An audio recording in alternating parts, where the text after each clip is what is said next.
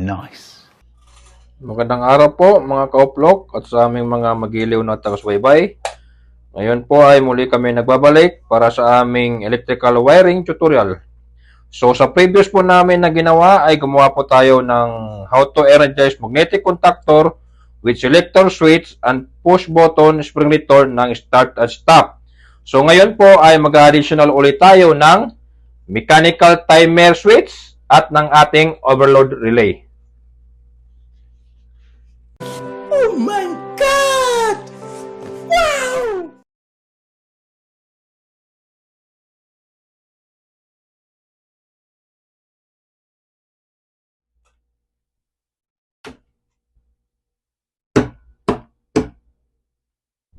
Hello po guys, magandang araw o gabi sa inyong lahat. Yung pangalawa kong video po guys, yung sinasabi ko na magdagdag tayo ng timer at saka yung thermal overload relay. So bali ngayon, yung nakita ko ninyo ngayon guys, ito po yung connection ko sa second video ko. So ngayon, we will start our tutorial for this video. Hello po guys, nakabit ko na po yung ano natin, yung mechanical time switch at saka yung thermal overload relay. Ito po. So ngayon, wawiringan na po natin sila.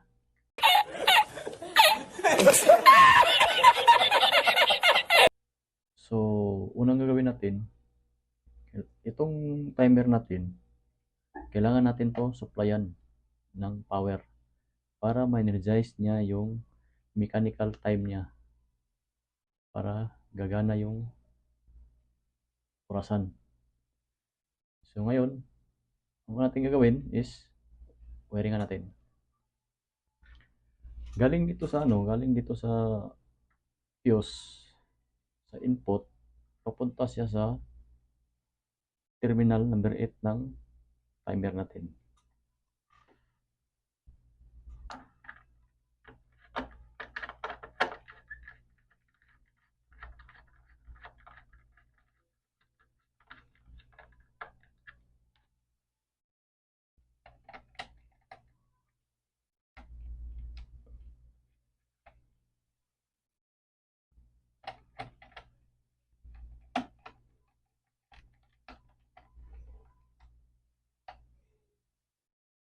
Ito po guys, nawiringan na po natin. So ngayon, ating gawin naman, itong terminal ng timer natin, number 7, ito yung lagyan natin ng common. So kuha tayo ng common dito sa MCB natin.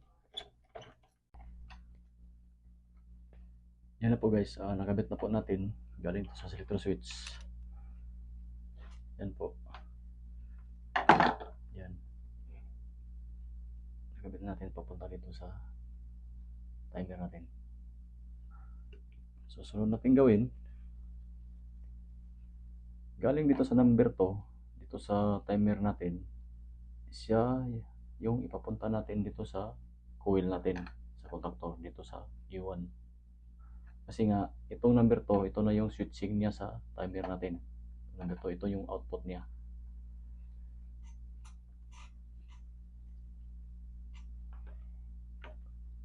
Lipat na natin dito.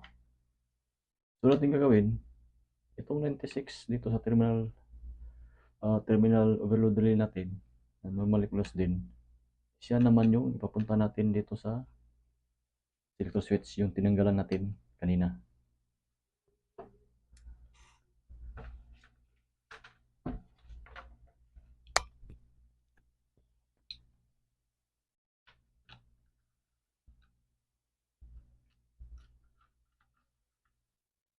So yan na po guys, nakabit na po natin siya.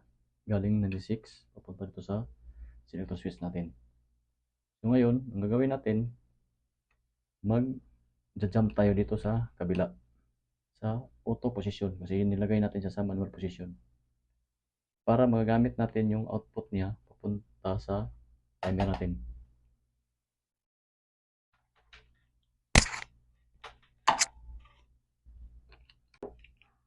Yan na po guys, nakabit na po natin. Yun. Yan o. So ngayon, ito siya, yung number 4, papuntahin natin siya sa number 1 na terminal dito sa timer natin.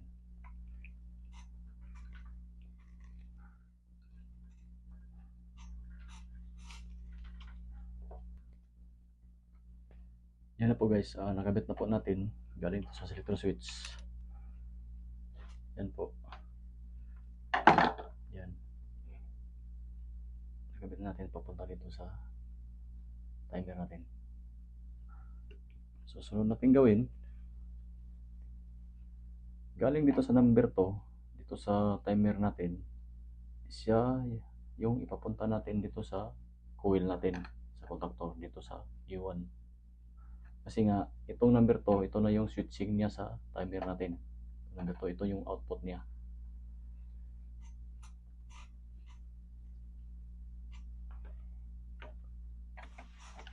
Yan na po guys, nakabit ko na po. Galing sa number 2, punta dito sa E1 natin, sa coil ng contactor natin. So, natin gagawin is mag-wiring tayo sa indicator lamp ng trip natin. So ngayon, itong thermal overload relay natin may 9798. So ngayon, itong 95 ipapunta natin siya sa 97 sa normally open.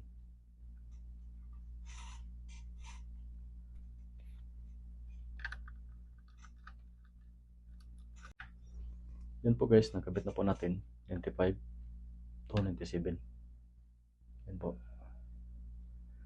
So sunodin naman natin gawin itong 98 na normally open, ipapunta na natin siya sa indicator lamp ng trip natin.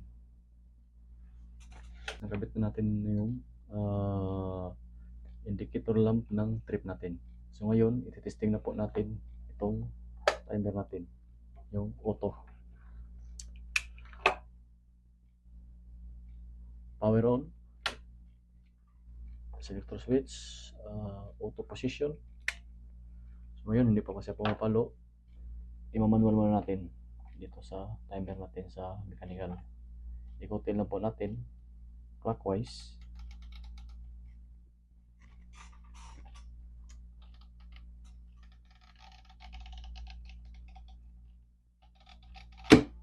Yun, palo yung contactor natin. Kasi umilaw na yung indicator lamp. Ito ulit.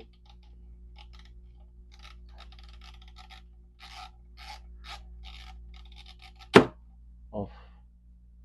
Yun na po yung auto natin. So ngayon, testing naman natin yung manual natin. Off position, manual position. So let's start. Push button. On. Off. On. Off. On. So ngayon, naka-energize na po yung contactor natin. I-testing natin yung tripper natin. I-testing po natin siya. So ngayon, mamamatay itong indicator lamp ng running po natin.